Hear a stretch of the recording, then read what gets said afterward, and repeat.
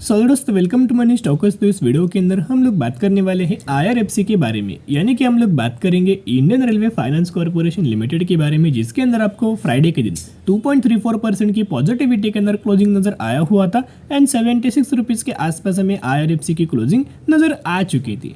अभी दोस्तों बेसिकली जैसे कि आपको बताया कि जैसे ही आईआरएफसी के अंदर मार्केट के अंदर हमें क्लोजिंग हुआ था, क्लोजिंग होने के बाद डायरेक्टली एक रिपोर्ट हमें दोस्तों नजर आया और इस रिपोर्ट के अंदर दोस्तों एक चीज़ हमें मेंशन किया गया था। बेसिकली आईआरएफसी कंपनी के जो मैनेजमेंट है उन मैनेजमेंट के द्वारा एक हमें स्टेटमेंट पास आउट हुआ था एक्सचेंज को। तो चलिए अभी हम आ चुके हैं उस रिपोर्ट के अंदर, उस स्टेटमेंट के अंदर कि बेसिकली आईआरएफसी के मैनेजमेंट के द्वारा क्या रिपोर्ट हमें दिया गया था एक्सचेंज को। अभी दोस्तों अगर आप देखोगे तो इन्होंने एक डेट हमें मेंशन किया गया था, जो कि डेट हमें आज के दिन नज़र आया हुआ है 1 अक्टूबर, यानी कि 1 अक्टूबर यानी कि आज के दिन हमें आईआरसीटीसी के बोर्ड ऑफ डायरेक्टर्स की मीटिंग होने वाली है। और उस बोर्ड ऑफ डायरेक्टर्स की मीटिंग के अंदर दोस्तों ये लोग क्या कंसिडर करने वाले हैं, फाइनेंशियल रिजल्ट ये लोग कंसिडर करने वाले हैं, यानी कि आईआरएफसी का Q2 का रिजल्ट कब आने वाला है उसके रिगार्डिंग दोस्तों ये लोग डेट हमें कंसिडर करने वाले हैं।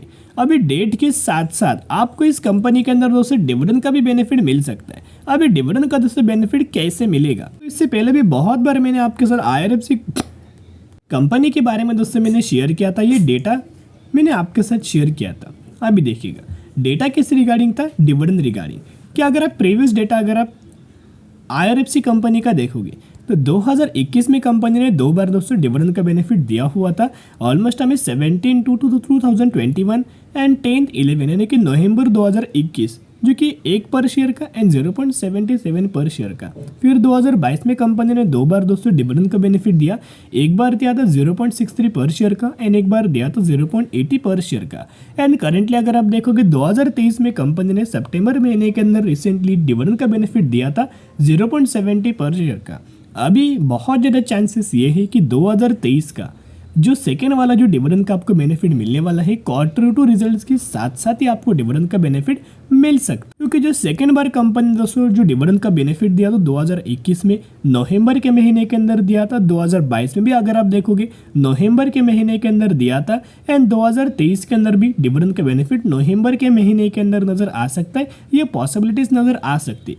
अनाउंसमेंट तो आपको अभी नजर आएगा, लेकिन जो एक्स डेट जो होगा वो नवंबर महीने का आपको कंपनी दे सकता है। लेकिन अगर कंपनी डिविडेंड दिया तो कितना देगा, जैसे कि दोस्तों कुल मिला के आपने देखा कि 2021 में 2 रुपये का डिविडेंड का बेनिफिट दिया तो दोनों मिला के, 2022 में 2 रुपये का डिविडेंड दिया तो 2 बार मिला के, एंड 2023 में अगर आप देखोगे तो 2 रुपीज़ का डिविडेंड दोस्तों कंपनी दे सकता है एंड उसमें से 0.70 पर शेयर का डिविडेंड का बेनिफिट ऑलरेडी कंपनी ने दिया हुआ है।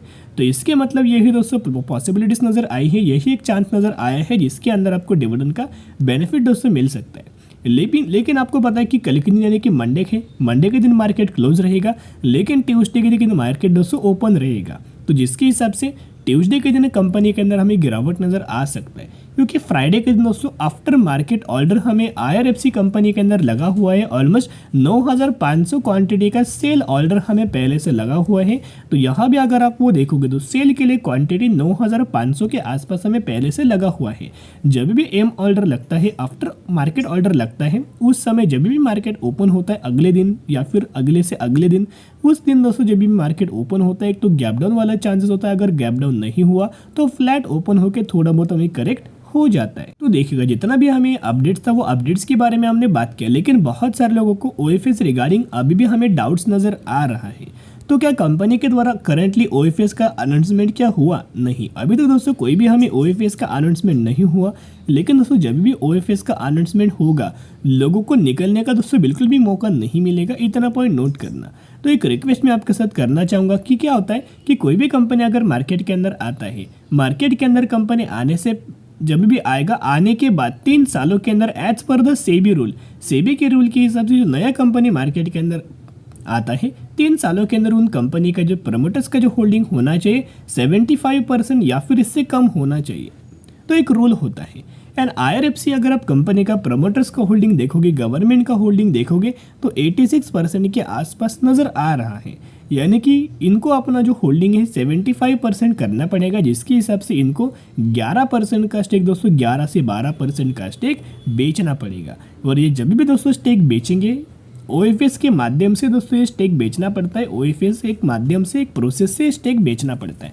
तो OFS जब भी आएगा, हमें OFS जब भी आता है एक डिस्काउंट प्राइस के अंदर दोस्तों OFS बिलोंग करता है। For example IRFC company currently 80 रुपये के आसपास ट्रेड कर रही है, तो OFS 60 रुपये के आसपास आ सकता है, 50 रुपये के आसपास आ सकता है। ये कंपनी के मैनेजमेंट या फिर बोर्ड ऑफ डायरेक्टर डिसाइड करेगा। तो कहीं ना कहीं दोस्तों निवेश करने से पहले एक पॉइंट नोट करना कि आप ये टेक्निक अप्लाई कर सकते हो। अगर आपके पास 10,000 है तो 10,000 में से आप इसे 10 हिस्से पकड़ सकते हो। एक टाइम पर 1,000 रुपीज़ इन्वेस्ट करना, फिर थोड़ा कंपनी गिरे 1,000 रुपीज़ इन्वेस्ट करना, फिर थोड़ा कंपनी गिरे 1,000 इन्वेस्ट करना, फिर थोड़ा अगर आप निवेश करना चाहते हो 1,000 इन्वेस्ट करना। तो इस तरीके से अगर आप जाओगे तो अच्छे खासे बेसिस के ऊपर आपके पास एवरेज रहेगा।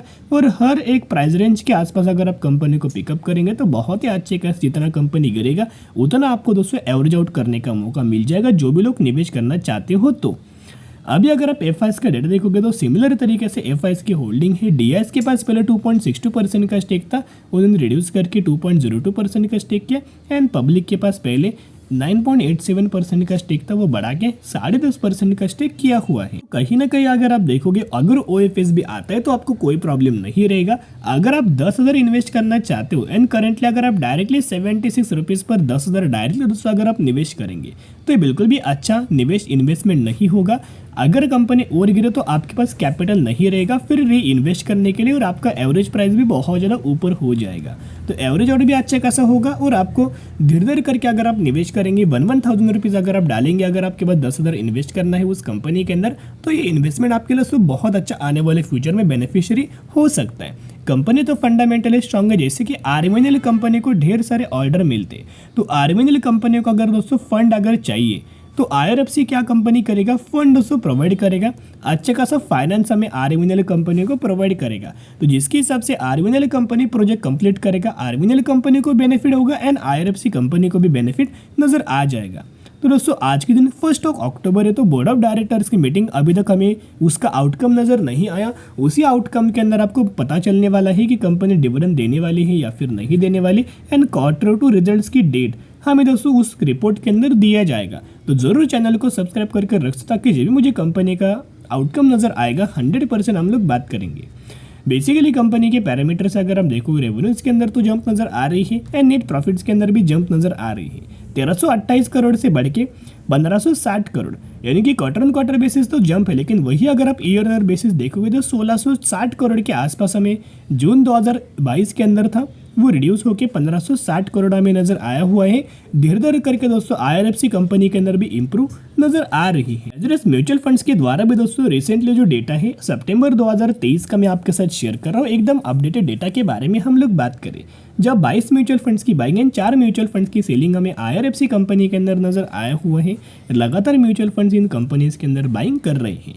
तो जिसके हिसाब से कंपनी के बारे में स्टडी करना, एनालिसिस करना, उसके बाद निवेश करने की कोशिश कर सकते हो। अभी तो दोस्तों कोई OFS हमें अनाउंसमेंट नहीं हुआ, जब भी आएगा आप प्रिपेयर रहना, क्योंकि हमें गिरावट जब होगा तो अपडेट्स कोई नज़र नहीं आएगा। लेकिन आपको OFS के माध्यम से हमें थोड़ा बहुत करेक्ट नज़र आ सकता है, प्राइस एडजस्टमेंट हो सकता है जब भी प्रमोटर्स अपना माल बेचेंगे। तो चलिए आज के लिए इतने। अगर आपको वीडियो पसंद है जरूर वीडियो को लाइक एंड चैनल को सब्सक्राइब कर सकते हो। फिर मिलेंगे, बाय।